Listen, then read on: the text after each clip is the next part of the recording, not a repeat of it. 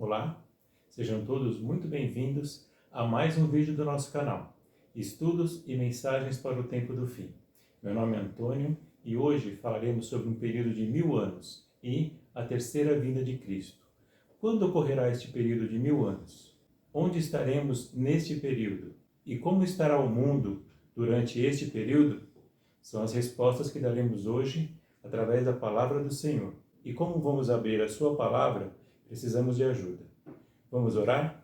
Aqueles que quiserem me acompanhar. Senhor Deus e Pai, louvado seja o teu santo e bendito nome. Venha o teu reino, seja feita a tua vontade, por toda a eternidade. Dá-nos, Senhor, o pão de cada dia. Nos concede, Pai, o teu perdão. E nos ajuda também a perdoar aos que nos ofendem. E livra-nos, Senhor, de todo o mal, pois teu é o reino, o poder e a glória para sempre. Mais uma vez, estamos abrindo a tua palavra, Pai. Por isto, te peço que o teu Santo Espírito se faça presente, para que eu seja apenas um instrumento. Por favor, Senhor, me perdoa e me capacita. E também prepara o coração de todos aqueles que estão ouvindo este vídeo. Te peço em nome e pelos méritos de Cristo Jesus. Amém. Muito bem, eu já começo o assunto de hoje respondendo às perguntas propostas neste vídeo. Este período de 1000 anos, o qual estudaremos neste vídeo, ocorrerá entre a segunda e a terceira vindas de Jesus Cristo a este mundo. Nós veremos na palavra de Deus que existe sim um céu, e é nele que estaremos durante este período de 1000 anos. E veremos também que o nosso planeta desfrutará de descanso durante este período, quando não existirá a presença do homem e nem do pecado, e a terra desfrutará então de restauração, pois com a entrada do pecado no mundo, toda a natureza foi afetada e estava debaixo de maldição. Vejamos no livro de Gênesis, no capítulo 3, a partir do verso 17. E a Adão, Deus disse: porque tu escutaste a voz de tua mulher, e comeste da árvore da qual eu te ordenei, dizendo, tu não comerás dela, amaldiçoada é a terra por tua causa. Com sofrimento tu comerás dela todos os dias da tua vida. Espinhos e cardos também produzirá para ti, e comerás a erva do campo. No suor da tua face comerás o pão, até que retornes à terra, pois dela tu foste tirado, porque pó tu és, e ao pó tu retornarás. Percebam que antes do pecado, o homem deveria comer apenas dos frutos das árvores do jardim do Éden.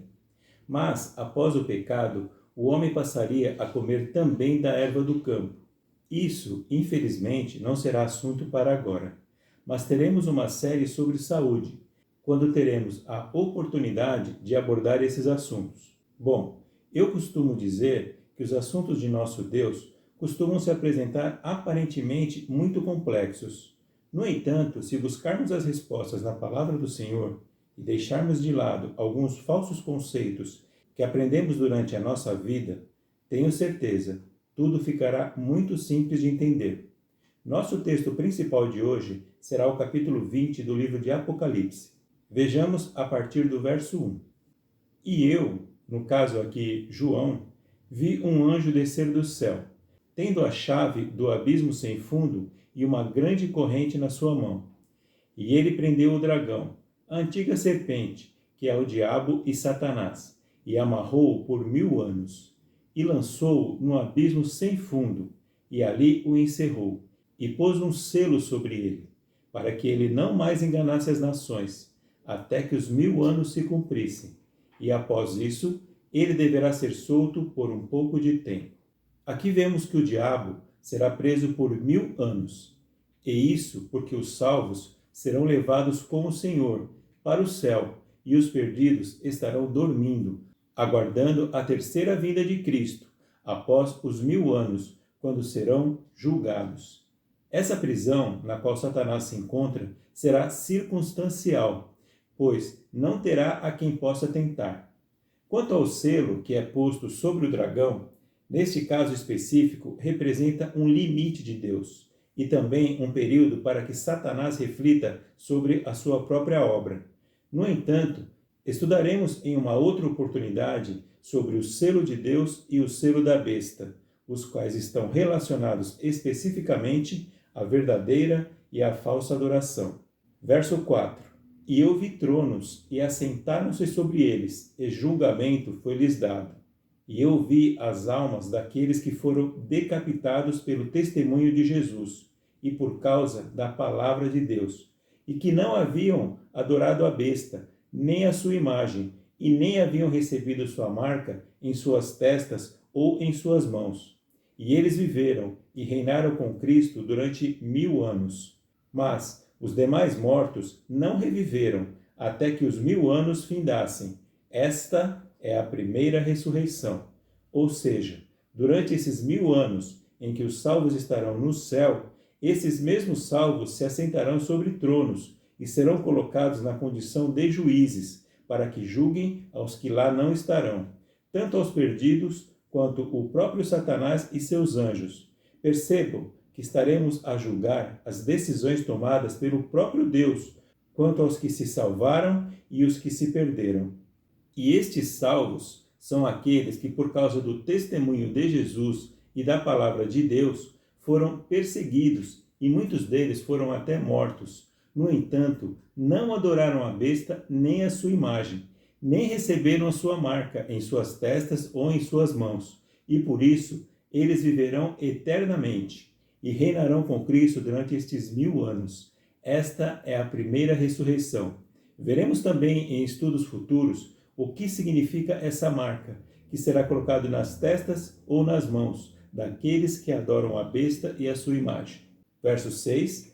Abençoado e santo é aquele que tem parte na primeira ressurreição.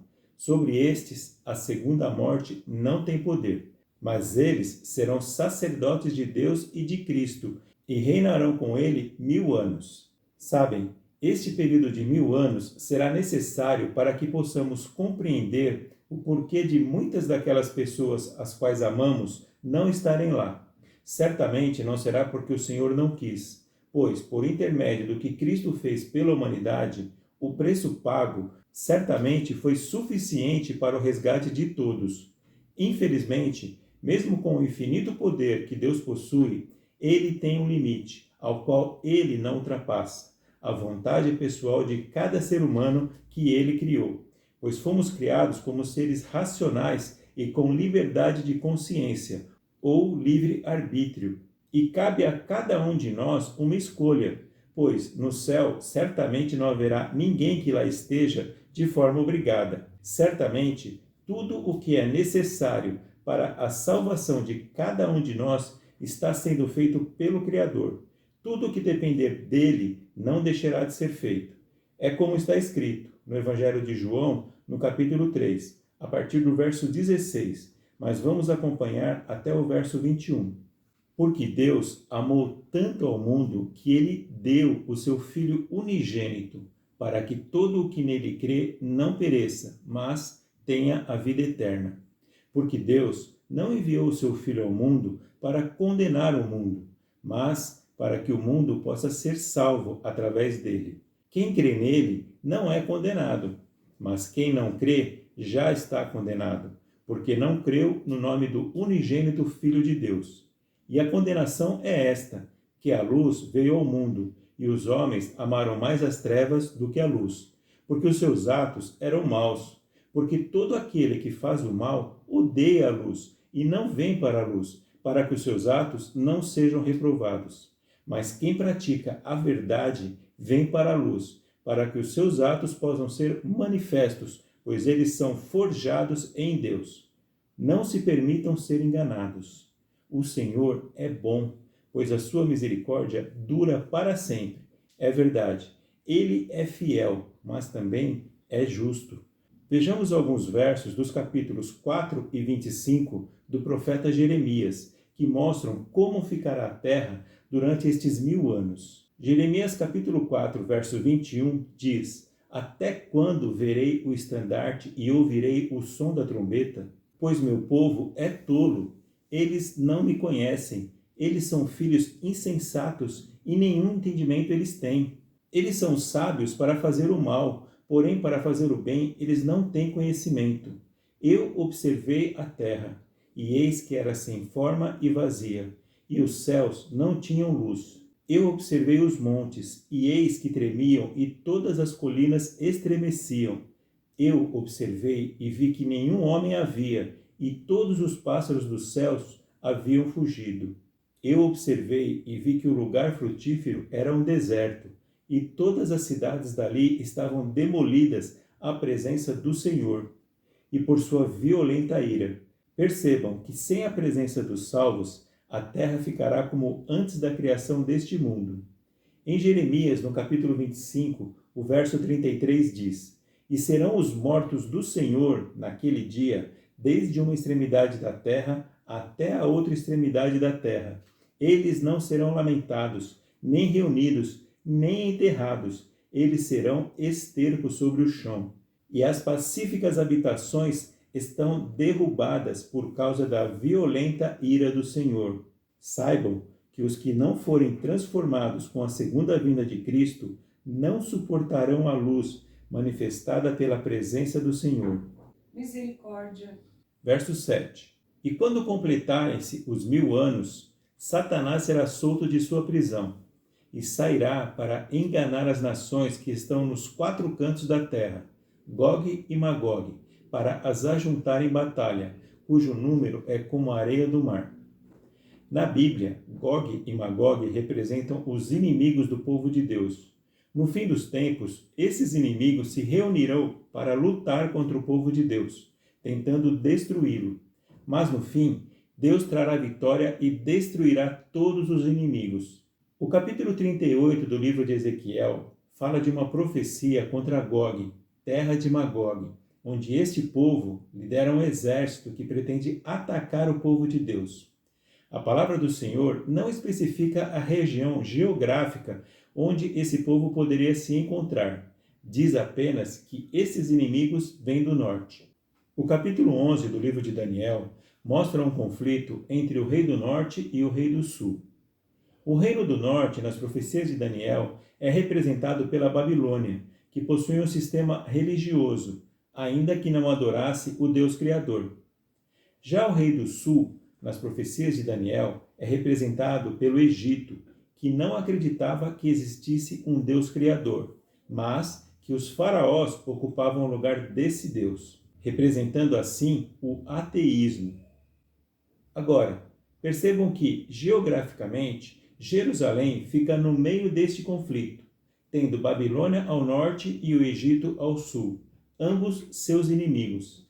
E sempre que esses dois reinos entravam em conflito, o povo de Deus se encontrava no meio deles e é oprimido por ambos os lados. Esta é a estratégia de Satanás. Nós veremos também, em estudos futuros, que Satanás controla os dois reis, tanto o rei do norte como o rei do sul. Não se enganem, o objetivo é impedir que cada um de nós adore ao Deus Criador. No entanto, no final, quem prevalecerá será o rei do norte, pois este terá como objetivo fazer com que todos adorem ao próprio Satanás. O fato é que, após este período de 1000 anos, Satanás será solto de sua prisão circunstancial, dando a entender que todos os que não participaram da primeira ressurreição, os quais estarão então participando da segunda ressurreição, cujo número é como a areia do mar, estes serão novamente enganados por Satanás, o pai da mentira, que sairá a enganar as nações dos que estarão nos 4 cantos da terra, para os ajuntar para uma batalha contra o povo de Deus. Há quem afirme que Satanás dirá aos que participarem da segunda ressurreição que ele seria o responsável por eles estarem vivos novamente, e que os que estão na cidade santa são seus inimigos. Verso 9. E eles subiram sobre a largura da terra, e cercaram o arraial dos santos e a cidade amada. E de Deus desceu fogo, saiu do céu e os devorou. E o diabo que os enganava foi lançado no lago de fogo e enxofre, onde estão a besta e o falso profeta, e serão atormentados dia e noite para sempre e sempre.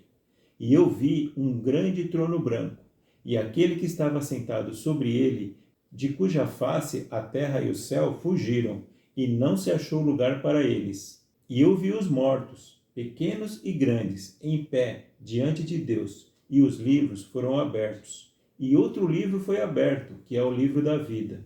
E os mortos foram julgados pelas coisas que estavam escritas nos livros, de acordo com as suas obras. E o mar entregou os mortos que nele havia, e a morte e o inferno entregaram os mortos que neles havia. E eles foram julgados, cada homem de acordo com suas obras. E a morte e o inferno foram lançados no lago de fogo. Esta é a segunda morte. E todo aquele que não foi encontrado inscrito no livro da vida foi lançado no lago de fogo. Forte, né? Sim, Satanás, juntamente com os anjos que desde a sua queda escolheram estar ao seu lado, e todos os que não aceitaram estar ao lado de Cristo, subiram sobre a largura da terra e cercaram o arraial dos santos e a cidade amada. Mas de Deus desceu um fogo que saiu do céu e os devorou. A começar pelo diabo, que enganava a todos, juntamente com a besta e o falso profeta, os quais serão os primeiros a serem lançados no lago de fogo e enxofre, onde serão atormentados dia e noite para sempre e sempre, ou seja, sua destruição será de forma definitiva. Aqui está a verdadeira morte. Em seguida, João vê um grande trono branco, e daquele que estava assentado sobre ele, fugiram todos os que haviam ressuscitado após os 1000 anos, por não se achar lugar para eles. Então João viu os mortos, pequenos e grandes, em pé diante de Deus, e os livros foram abertos. E outro livro foi aberto, que é o livro da vida. E os mortos foram julgados pelas coisas que estavam escritas nos livros, de acordo com as suas obras. E a própria morte, o inferno e todos os que não foram encontrados inscritos no livro da vida foram lançados no lago de fogo. Esta é a segunda e verdadeira morte, a morte derradeira. Saibam que o inferno, ou Hades, como está em algumas traduções, significa sepultura, lugar onde depositamos os mortos, o qual, juntamente com os mortos e a própria morte, serão todos lançados no lago de fogo, e não mais existirão por toda a eternidade. Assim seja, que os nomes de cada um de nós sejam encontrados escritos no livro da vida. Amém. Em Apocalipse, no capítulo 21, com o fim do período de 1000 anos e a terceira vinda de Cristo, após o julgamento e a condenação dos perdidos, se inicia a eternidade. Verso 1. E eu, o apóstolo João, vi um novo céu e uma nova terra, porque o primeiro céu e a primeira terra haviam passado, e não havia mais mar. E eu, João, vi a santa cidade, a nova Jerusalém, descendo do céu da parte de Deus, preparada como uma noiva, adornada para o seu marido.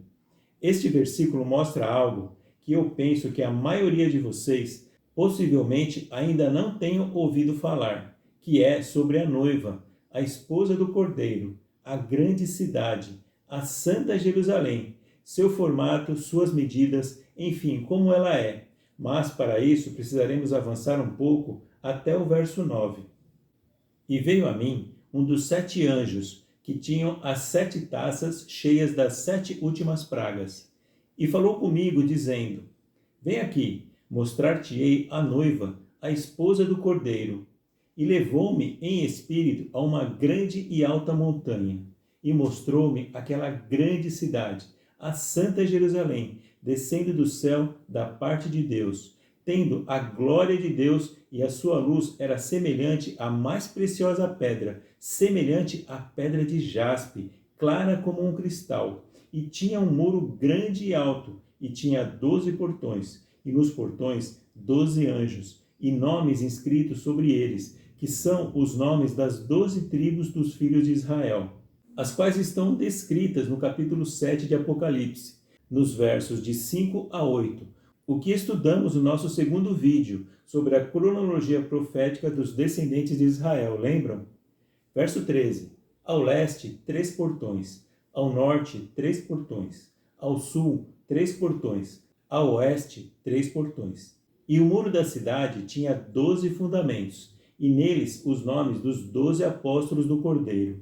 E aquele que falava comigo tinha uma cana de ouro para medir a cidade, e os seus portões e o seu muro. E a cidade está em um quadrado, e o seu comprimento é tão grande quanto a largura. E ele mediu a cidade com a cana até 12.000 estádios. Seu comprimento, largura e altura são iguais, ou seja, a cidade tem a forma de um cubo. E segundo alguns cálculos possíveis, a altura, largura e comprimento desta cidade são de aproximadamente 2.200 quilômetros. Verso 17. E ele mediu o seu muro de 144 côvados, de acordo com a medida de um homem, isto é, de um anjo. O que também, segundo alguns cálculos possíveis, este muro teria cerca de 65 a 75 metros de altura. Esta santa cidade, a Nova Jerusalém, descerá do céu e pousará na terra, que voltará a ser tal como foi criada para os nossos primeiros pais, Adão e Eva. Nesta cidade, onde ficaremos durante os 1000 anos, teremos uma casa, a qual o próprio Deus a edificou. Mas, quando esta cidade pousar sobre este planeta, após ele ter sido transformado, tal como descrito em Isaías, no capítulo 65, a partir do verso 2, construiremos uma casa com os nossos próprios braços, e plantaremos vinhas e comeremos de seu fruto. E pela eternidade o lobo e o cordeiro se alimentarão juntos, e o leão comerá palha como o novilho, e pó será a comida da serpente. Eles não ferirão, nem farão destruição em todo o meu santo monte, diz o Senhor. Amém. Verso 18. E a construção do seu muro era de jaspe, e a cidade era ouro puro, semelhante ao vidro límpido, e os fundamentos do muro da cidade estavam decorados de todo tipo de pedras preciosas. O primeiro fundamento era jaspe, o segundo, safira, o terceiro, calcedônia, o quarto, esmeralda, o quinto, sardônica, o sexto, sárdio, o sétimo, crisólito, o oitavo, berilo, o nono, topázio, o 10º, crisópraso, o 11º, jacinto e o 12º, ametista. E os 12 portões eram 12 pérolas, cada respectivo portão era de uma pérola. E a rua da cidade era de ouro puro, como se fosse vidro transparente. E eu não vi nela templo, porque o Senhor Deus Todo-Poderoso e o Cordeiro são o templo dela.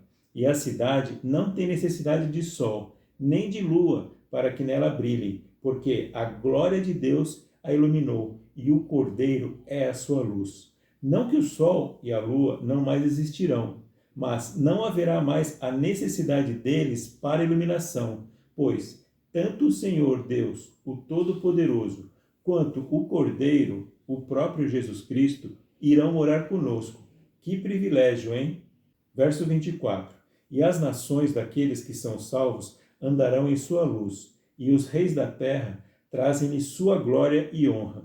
E os seus portões nunca serão fechados de dia, porque ali não haverá noite. E a ela trarão a glória e a honra das nações, e não entrará nela coisa alguma que contamine, nem o que quer que pratique abominação ou crie mentira, mas só os que estão inscritos no livro da vida do Cordeiro, pois o pecado nunca mais existirá. Amém. Agora, dando continuidade no versículo 3, e eu ouvi uma grande voz do céu dizendo: Eis que o tabernáculo de Deus está com os homens, e ele habitará com eles, e eles serão o seu povo, e o próprio Deus estará com eles, e será o seu Deus. Lembram que eu mostrei um texto de Jeremias que mostra que a terra, durante este período de 1000 anos, sem a presença dos salvos, ficaria sem forma e vazia, como antes da criação deste mundo? Pois bem, após a destruição de Satanás, juntamente com os anjos que ficaram ao seu lado, e também de todos os que não escolheram estar ao lado de Cristo, diante de nossos olhos a terra arderá em fogo, mas será novamente transformada em um planeta Éden, porém o mar não mais existirá. Sim, diante de nossos olhos, Vou mostrar para vocês em um texto do livro de Jó, quando o Senhor respondeu a Jó através de um redemoinho de vento. Quando os anjos testemunharam do início da criação de nosso planeta, está no capítulo 38, nos versos 6 e 7. Quando o Senhor assentou a sua pedra de esquina, as estrelas da manhã cantavam juntas e todos os filhos de Deus gritavam de alegria. Sabem quem são as estrelas da manhã? São os anjos, os filhos de Deus. Algumas traduções dizem que os filhos de Deus bradavam de júbilo. E júbilo é uma alegria extrema, daquelas que não se contém, o que fez com que eles gritassem de alegria. Às vezes, fico a pensar em qual será a nossa reação quando presenciarmos a transformação de nosso planeta diante da manifestação do poder de Deus. Certamente não será diferente da reação de todos os filhos de Deus. Bradaremos de júbilo, gritaremos de alegria. Assim seja. Amém. Verso 4. E Deus enxugará todas as lágrimas de seus olhos, e não haverá mais morte, nem tristeza, nem choro, nem haverá mais dor, porque as coisas antigas são passadas. Essas são palavras, promessas do próprio Deus. E aquele que está assentado sobre o trono, o próprio Jesus Cristo, disse: Eis, eu que faço novas todas as coisas. E ele disse-me: escreve, porque estas palavras são verdadeiras e fiéis. E ele disse-me: está feito. Eu sou o Alfa e o Ômega, o princípio e o fim. Àquele que estiver sedento, eu darei gratuitamente da fonte da água da vida. Está você sedento ou sedenta? Quem de todos nós que vivemos neste mundo não estamos todos sedentos? Saibam que existe uma fonte da água da vida. Verso 7. Aquele que vencer herdará todas as coisas, e eu serei seu Deus, e ele será meu filho. Esta é a parte difícil. Precisamos vencer. Sabem, tudo o que for necessário para a nossa salvação e depender de nosso Criador, foi, está sendo e será feito. E ainda do que depende de nós, podemos pedir ajuda para ele. Precisamos, primeiramente, reconhecer nossas debilidades, nossas fraquezas e buscar nele a solução para as nossas aflições. Amados e amadas, irmãos e irmãs em Cristo, atentem para este verso, em 1 Coríntios, no capítulo 2, verso 9, que afirma: Mas, como está escrito, olho não viu, nem ouvido ouviu, tampouco entraram no coração do homem as coisas que Deus preparou para aqueles que o amam. Mas os 5 primeiros versos do capítulo 22 do livro de Apocalipse nos mostram um pouco de como será na Nova Jerusalém e pela eternidade. Vejamos a partir do verso 1. E ele mostrou-me um rio puro de água da vida, clara como cristal, que procede do trono de Deus e do Cordeiro. Para aqueles que têm fome e sede de justiça, será como Cristo afirmou no Sermão do Monte, no capítulo 5 do Evangelho de Mateus: todos serão saciados. Verso 2: No meio da sua rua e em cada lado do rio havia a árvore da vida, produzindo 12 tipos de frutos, e dava o seu fruto todo mês, e as folhas das árvores serão para a cura das nações. Lá jamais ficaremos doentes, pois nos alimentaremos da árvore da vida e comeremos frutos diferentes a cada mês, provenientes da mesma árvore, e as suas folhas nos manterão sempre saudáveis, e certamente não nos alimentaremos mais da erva do campo, que serão para os animais, os quais não mais se matarão uns aos outros para se alimentarem. Verso 3: E não mais haverá maldição, mas o trono de Deus e do Cordeiro estará nela, e os seus servos o servirão. E eles verão a sua face, e seu nome estará em suas testas. Sim, veremos a Cristo e ao próprio Deus face a face.